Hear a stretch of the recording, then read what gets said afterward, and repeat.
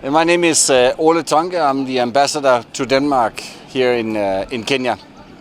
I'm here in Isiolo to witness the graduation of more than 300 young students from all over the northern lands who have learned different skills. For example, some now know how to repair a boda, some know how to cut the hair, some know how to repair the mobile phones, etc. All of that to give them a different set of tools so that they can create their own jobs and their own income in the future. But I very much agree with you that these sort of education needs to be rolled out at a countrywide level, and they are doing so right now. For this specific program, this is all the conservancies that are within Northern Range Trust that can benefit from it. And I think I wanted to mention what I think is special with this is that you don't need to have a formal level of education to enter this type. So you give people who didn't have education new skills to start a new life. And I think that's really a good way forward. We've been involved in this issue of conservancy together with Northern Range Trust for 10 years now. We have provided a funding of around $20 million. We are planning to increase that with an extra $5 million. And that involves programs from these livelihood programs to preserving the nature, tourism, etc. here in Kenya. On top of that, we are present in all counties in Kenya with our health sector program, where we support all level 2 and 3 health sectors. We have a massive program in terms of job creation and mainly focused on because the climate is changing also here in Kenya. You have less rain in many places, you have more water when you don't need it, so you need to adapt to that. So a lot of our programs is in areas like that, like water, for instance. The partnership we have had, the commitment of our development partners to ensure that we reach to the ground, we reach to the communities, I think is the reason why we are here today, the reason why we are celebrating with them. Is a very unique graduation that is really touching the communities on the ground. And so mine is really to appreciate all of you for your support, your continued commitment. The role of NRT here has been facilitation and coordination, but the support to make it happen, the resources to make it happen really came from our partners. And we really appreciate because of this. So far, over 554 have graduated. And that translates to over 3,500 members of our community, taking an average of 6 per family going forward. And so we really appreciate. I know sometimes our households can go up to 8, but at an average we say we are roughly 6. But we really want to appreciate, we want to thank you for all your support. The biggest strength with NRT is that we are on the ground with these communities. We live with them. We go through droughts with them. We go through climatic conditions with them, and we live with them because we are here. And the organization of NRT was formed by these local communities. And so NRT is not going anywhere. NRT remains committed to working on the ground with these communities. And NRT employs from all the communities in northern Kenya. And so NRT in particular represents the face of northern Kenya. All the communities where we work has job opportunities even within the NRT headquarters. And so really appreciate. And so today is such a big day. Thanks for enabling. These conservancy institutions are just not for environment or climate. It's also about touching lives. It's about improving economies. It's about bettering the skills. It's really about peace. It's about taking care of the educational needs. It's about taking the keen on their water needs and their lives really. And by so doing, they will walk this journey with us as we think about better environment, better climate management, and we need to move with the local communities. We need to carry communities. You know, we need to be part of them. We need these communities. We are really pushing out on policies that can recognize this program, among other environment-related and NRM-related policies or programs, and we are really working closely. Mine is also just to mention that we work very closely with our national government and our county governments. We work very closely, ensuring that we make a difference, we drive the impact on the ground. One of the challenges that was there was a policy issue, because in the policy there were two issues that were confusing the leaders in the Tibet. One, there's the policy of inclusivity. We want to include everybody. But there was also the policy of minimum class 8. Okay? But in this area, those who've reached class 8 are very few, probably less than 50% have reached class 8. So how do you reach out to the other half? So the two institutions were given permission by Nairobi to do an experiment. And I think the experiment has now been successful. This is the evidence that actually you can bring in people who have not gone to school under the inclusivity, the same principle in the law, inclusivity. And so when you bring them and impart on them skills, they learn the rest as they go along. And they can now, once they are in the system, you can actually make them learn more skills and they grow. So the key thing is, you know, we have also to move as Kenyans away from certificates into skills. See, if I can demonstrate that I have a skill and I don't have a certificate, an employer should be flexible enough to say, yes, I can recognize the skill.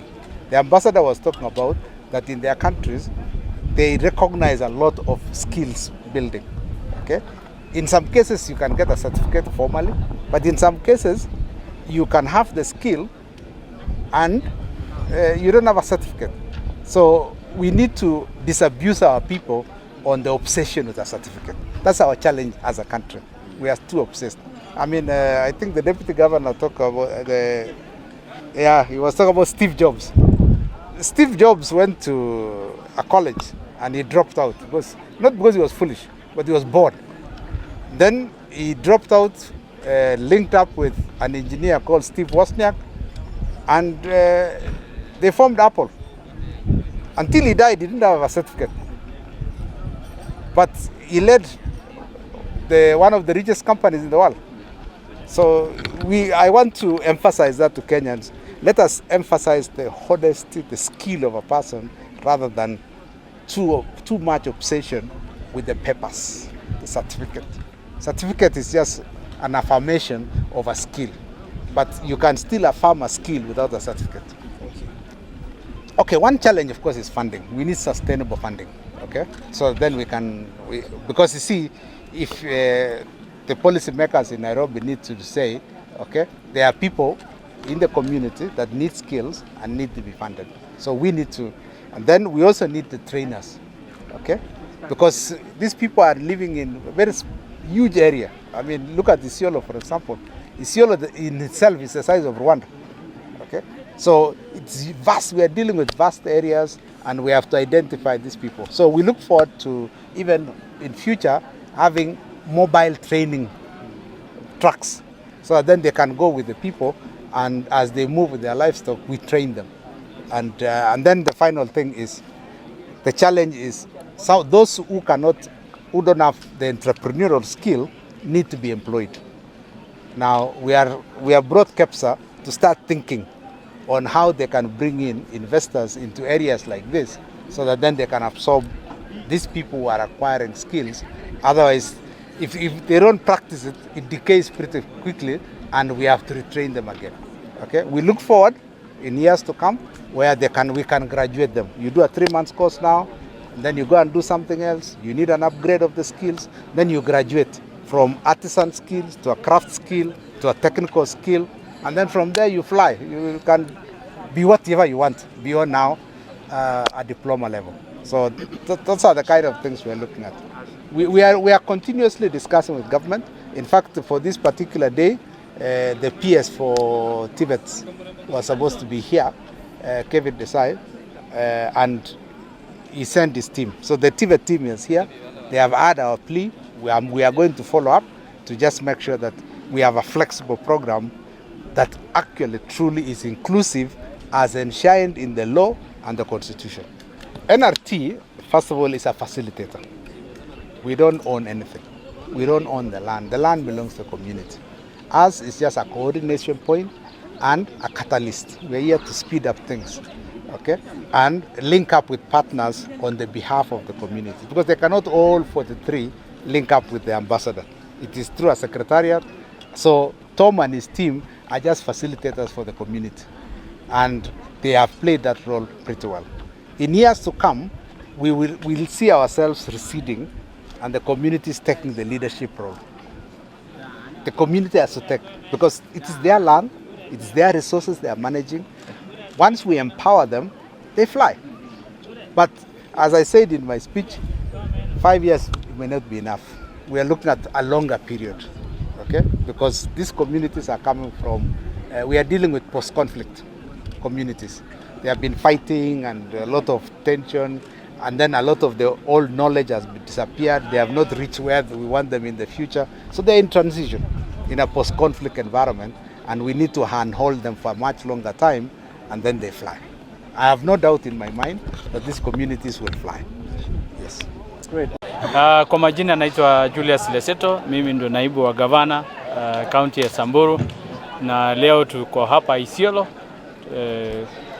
kuhakikisha kwamba kazi ya wale ambao wanafusu siku ya leo graduates, kwa kazi ambao ni ya skills ama ya mikono, tunafurahi kwa sababu aswa hii population ya kina mama, vijana, wengi wao hawajasoma.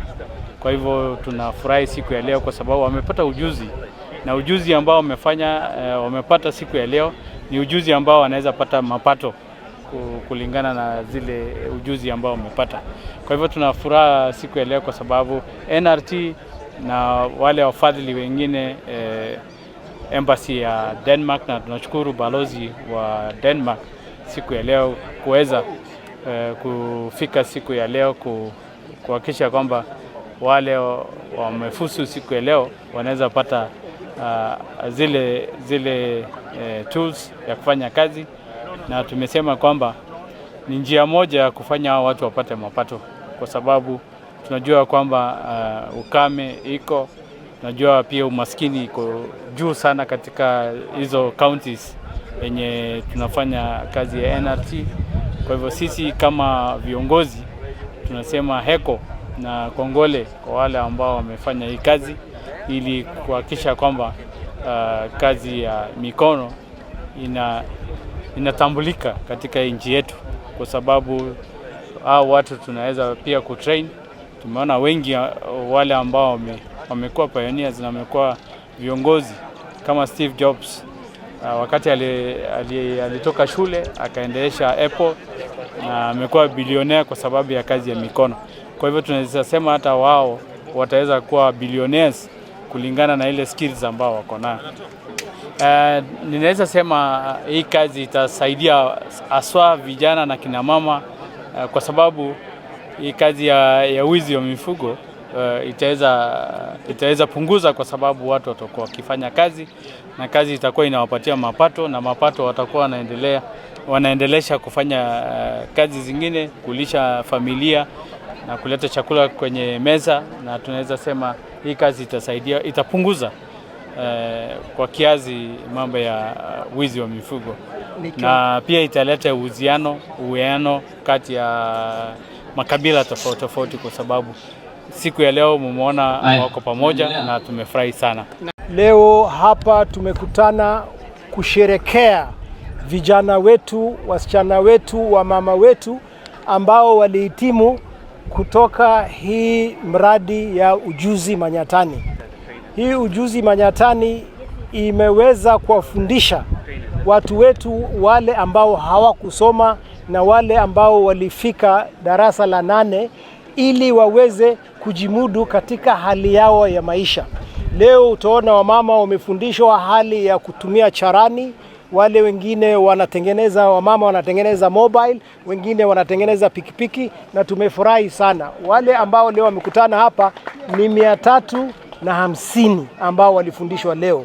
Kati ya hao 159 ni wasichana na wamama, na tumefurahi sana. Yani 100 kwa 47 wamekuwa ni wamama ndio wameletwa pale, na hiyo ni furaha kwetu hapa Isiolo kuwakaribisha hawa watu kutoka Marsabit, kutoka Samburu, ambao walikuja kuungana na watu wetu wa Isiolo ili waweze kuhitimu. Na tunashukuru sana ambassador ambayo kutoka Denmark, ambayo ni mfadhili moja ya hii kampuni ya kusaidia hawa watu, pia USAID ambao pia walikuja na kuungana na NRT ili kuelekeza na kufanya watu wetu waweze kujimudu katika hali ya maisha. Na hii ni kitu mzuri, tunafurahi sana. Leo ni 350, tunaomba wazidishe ikuwe 1000, 1500 na mpaka 2000 watu wetu, ili waweze kujimudu katika hali ya maisha. Maanake saa hii unajua kuna kiangazi, hatuna mvua, wanyama wetu wamekufa, na unaona hata mabarabara zetu ni mbovu na tumewachwa kwa muda nyingi sana. Kwa hivyo tunafurahi sana, tunashukuru na tunataka iendelee. It means quite a lot in our youth, especially they will see that even our girls and our women can also do what they can do. So it is not only the men who can do this, only the women. So this gives us a pastoralist community. This gives us powers to show that even our women can do better than men. So it is very good today what we have seen here. Kwa majina naitwa Pauline na Wamuro. Tunashukuru NRT. I really appreciate NRT kwa sababu wametuletea masomo karae. Masomo yangu nilifikisha class 8, nikaoleka nikiwa na 18 years. And I got married at the age of 18. Wakati nilikuwa nataka kuendelea na masomo yangu. Na siku ya leo, and today, mimi ni graduate. I am a graduate. Nikipata machini yangu, when I get my kids for work, naenda kufanyia kazi. I'll go and put them into action. Ninashukuru NRT. Na bado kuna wengi ambao wanahitaji masomo. And again, there are many more in the communities who still need more of this education. Ndio wasioleke wakiwa wadogo. Na bado tunahitaji. And that is why we need more and more of these skills. Kwa majina naitwa Rose. My name is Rose.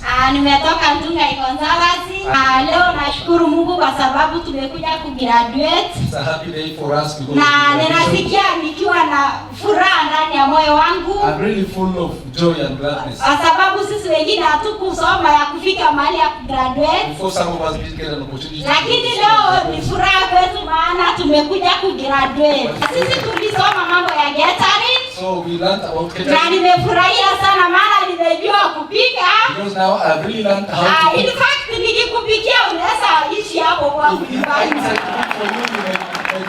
Na sio Rose pamoja na timu yake pia. Not me alone but together with my whole team. Nikisema hivyo mheshimiwa deputy governor anaweza jua wa Samburu County. Maana tumekuwa na upishi wa kiajabu. So ningependa kushukuru sana NRT. Kwa sababu ya kutambua watu mashinani. Unajua watu wa mashinani sio watu wengi wanawatambua.